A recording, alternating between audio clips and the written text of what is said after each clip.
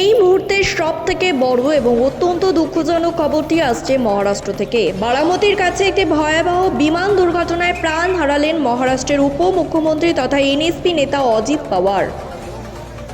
আজ বুধবার সকালে মুম্বাই থেকে একটি চার্টার্ড বিমানে চেপে বারামতির উদ্দেশ্যে রওনা হয়েছিলেন তিনি, কিন্তু বারামতির বিমানবন্দরের কাছে অবতরণের ঠিক আগ মুহূর্তে নিয়ন্ত্রণ হারিয়ে বিমানটি ভেঙে পড়ে এবং তাতে প্রচণ্ড বিস্ফোরণ ঘটে।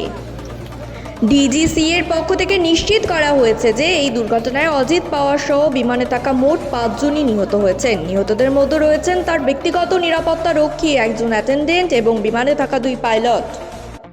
ঘটনাস্থল থেকে আসা দৃশ্যগুলি অত্যন্ত ভয়াবহ। প্রত্যক্ষদর্শীরা জানিয়েছেন রানওয়ে স্পর্শ করার কয়েক মুহূর্ত আগেই বিমানটি উল্টে গিয়ে আগুন ধরে যায়।